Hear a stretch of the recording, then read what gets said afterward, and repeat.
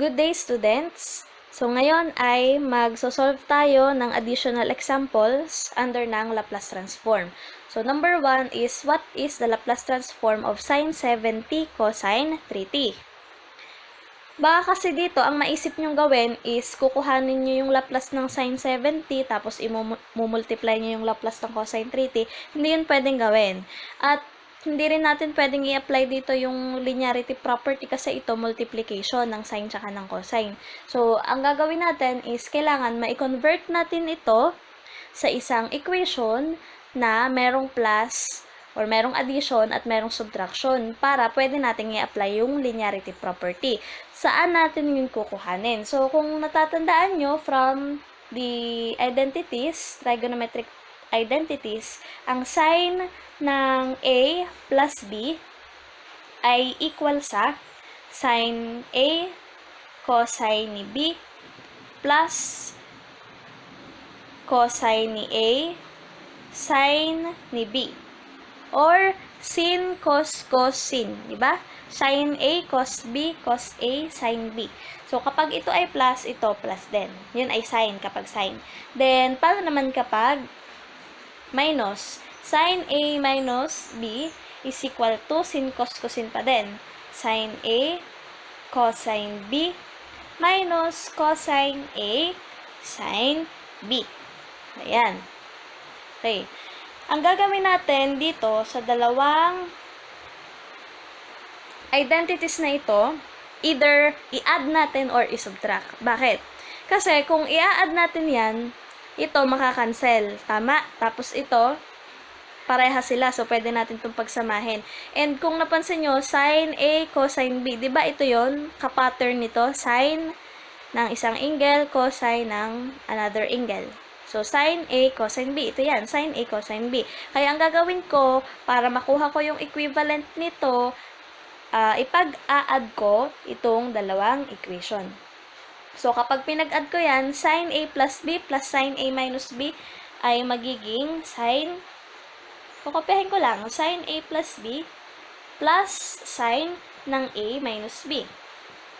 Hindi nyo to pwedeng gawing 2 sin A plus B kasi magkaiba yung value ng angle na nasa loob. Ito A plus B, ito A minus B. Okay, kaya ganyan, kukopyahin mo lang. And then, equal sa, ito, sin A cosine B plus sin A cosine B. Ito yung parehas. So, sin A cosine B plus sin A cosine B is equal to dalawang sin A cosine B. 2 sin A cosine B. And then ito, cosine A sin B plus negative cosine A sin B.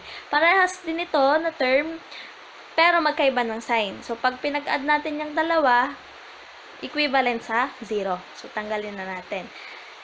Then, dahil ang kailangan natin ay yung sin A cosine B, i-divide natin both sides by 2. Bakit by 2? Di ba may 2 dito? So, para makancel yung 2, ang matira lang sin A cosine B. So, i-divide ko siya by 2. Maka-cancel to. Pagpapalitin ko lang ng pwesto, ito ililipat ko sa left side ng equation, ito yung dadalhin ko sa right side. O, patatawidin ko lang. So, mangyayari, ang sin A cosine B is equal to, di ba yung ito, 1/2 ang equivalent yan, pwede kong i-factor out, 1/2 ng sin A plus B plus sin ng A minus B. Okay? Okay. Kapag ganito na yung ating equation, ito, di ba may plus na to sa gitna? Yan, may operator na sa gitna na plus o kaya minus. Pwede na nating i-apply yung linearity property. Pwede nating masolve yung Laplace transform. So, yun yung sinasabi ko kanina na bago tayo kumuha ng Laplace transform, kailangan ma-convert muna natin to sa ganito. Okay? So, dahil ito, may value yung A na equivalent sa 70, si B may value na 3t, solve natin ito. Okay. So, sin, ang A natin dyan is yung 70, ang B is equivalent sa 3t. Sin 70 cosine 3t, diba ito yan? Sin A cosine B. Equal sa 1/2 ng sin, ano ang A? 7t. Ang B, 3t. Tama. O, A plus B yun. 70 plus 3t. Plus sine ng a minus b. Ang a dito is 70. Ang b is 3t. So, sine ng 70 minus 3t. O, yan. Okay, then, isimplify natin. Ayan, isisimplify ko.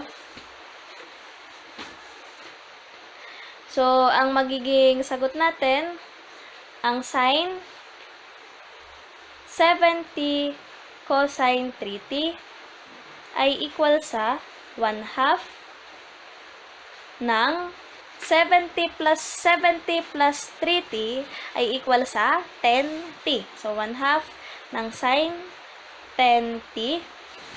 70 minus 3t ay equal sa 4t. So, plus sine 4t. O, sinimplify ko lang, pinag-add ko lang. Okay? So, ito na equivalent niya ngayon. Ang sine 70 cosine 3t equal din siya sa 1/2 ng sine 10t plus sine 4t. Okay. Now, kuhanin na natin ang Laplace. Pwede na natin makuha ang Laplace kasi nakita nyo may plus na dito sa gitna. So, ang gagawin natin, kukuhanin natin ang Laplace ng sine 10t, kukuhanin natin ang Laplace ng sine 4t. So, mangyayari, ang Laplace pala ng sine 70 cosine 3t is equal sa Laplace ng ito, i-distribute ko na ha para mas madali nating makita. Sine 10t, 1/2, so divided by 2, plus 1/2 sine 40 or sine 40, dapat pala di ko na distribute, divided by 2 anyway. Okay lang yan. Okay? So, yan na yung ating gagawin. Then, pagka may addition na sa gitna, pwede natin gamitin yung linearity property. So, ang mangyayari is Laplace ng sine 10t over 2 plus Laplace ng sine 4t over 2. Okay, so pwede na natin yang paghiwalayin yung Laplace transform kasi may plus na sa gitna. Then, ano ba ang Laplace ng, ng sine? Ang Laplace ng sine ay k over s squared plus k squared. Pero dahil may over 2 dito, pwede ko yang i-factor out. So, magiging 1/2 times Laplace ng sine. Kaya dapat pala hindi ko na kanina distribute. Anyway, okay lang. Plus 1/2 Laplace ng sine 40. Okay. Then, kuhanin na natin yung Laplace niya.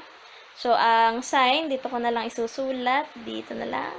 Ang Laplace ng sine kt, yan, ay equal sa k over s squared plus k squared. So, ang k natin is yun, yung ito, dito, 10. Then, dito naman ay 4. So, 1/2 times k over s squared plus k squared. So, ang k natin dito ay 10 divided by s squared plus k squared. So, 10 squared.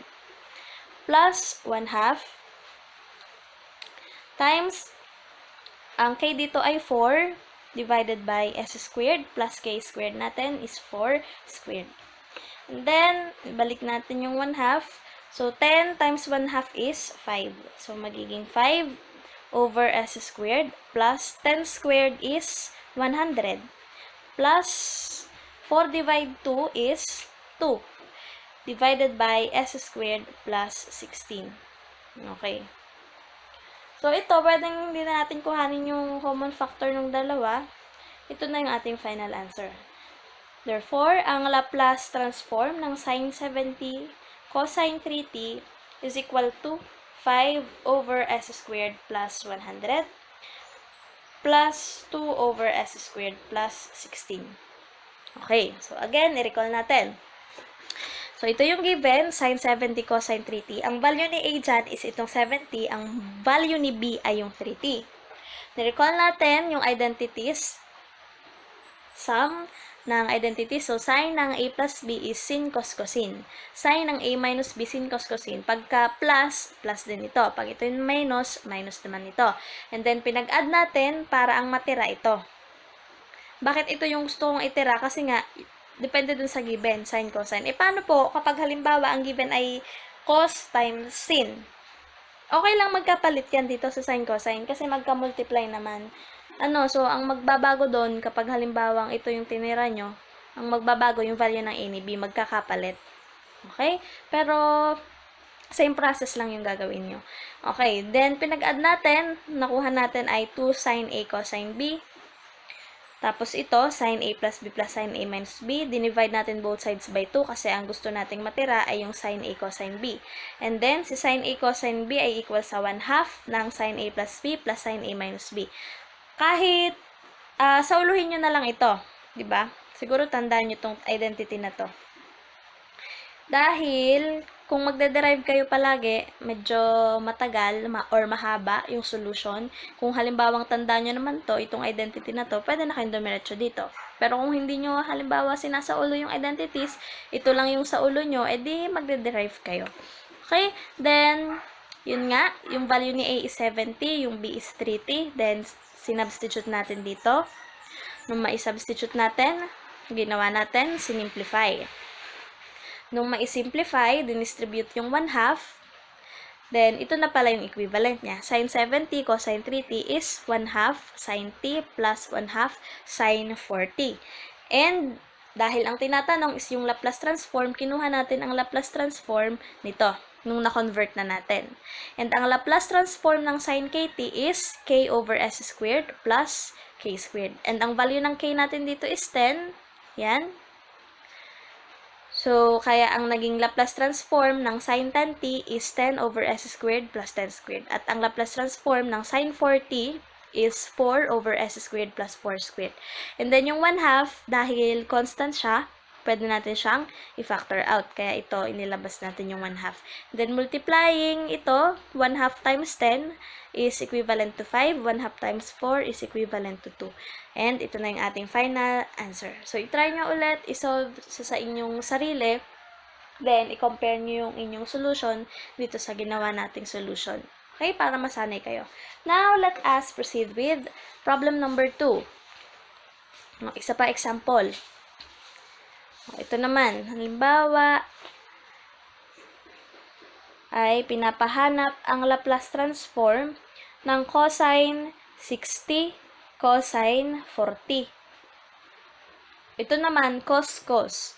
So, kung naaalala nyo, yung term na cos, marerecall natin yan galing dun sa identity na cosine ng A plus B is equal to cos sin sin.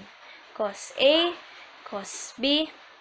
Pag ito ay plus, ito namang ating operator ay magiging minus dito. Sin A, sin B. Cos A plus B is cos sin sin. Pag plus ito, dito naman sa kabilang side ay minus. Then, cosine ng A minus B is equal to cos A, cos B, plus, bakit ito naging plus? Kasi dun sa left side ng equation, cos A minus B. Kaya itong nasa right side ay plus. Pagka cosine, baliktaran ng sign. Cos A, cos B plus sin A, sin B. Okay, cos sin sin. Then, dahil ang kailangan natin ay yung cos, dapat hindi ito matanggal.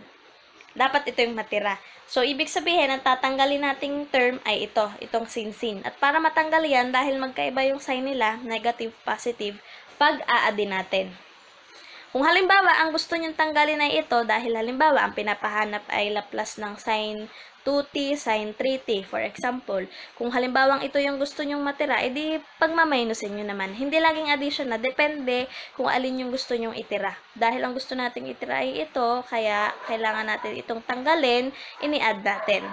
Okay, now adding this two, ang sagot is cosine ng A plus B, plus, maingay na naman yung aso, cosine ng A minus B is equal to cos A cos B plus cos A cos B is 2 cosine A cosine B.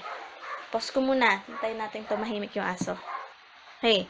So now, para ma-simplify natin, multiply natin both sides by 1/2 o kaya dividan nyo ng 2. on both sides of the equation. So, multiply natin, na lang natin ng 1/2. Okay, so ang matitira dito, kakancel yung 2. 2 times 1/2 is 1. Ililipat ko lang to sa left side ng equation. Cosine ng A, cosine ng B. Hindi pa rin ako. So, equal sa 1/2 ng cosine A plus B plus cosine ng A minus B. Okay. And then, ano ba ang value ng A at saka ng ating B based dun sa given? So, A is, ito, 60.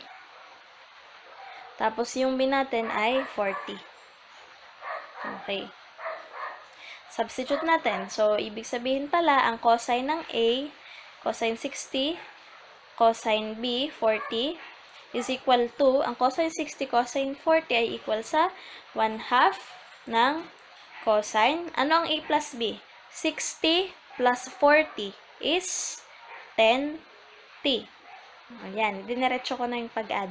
Plus cosine A minus B. 60 minus 40 is 2t. Okay, so ito na yung equivalent niya. So, si cosine 60, cosine 40 ay equal sa 1/2 cosine 10t plus cosine 2t. Now, pwede na tayong kumuha ng Laplace transform.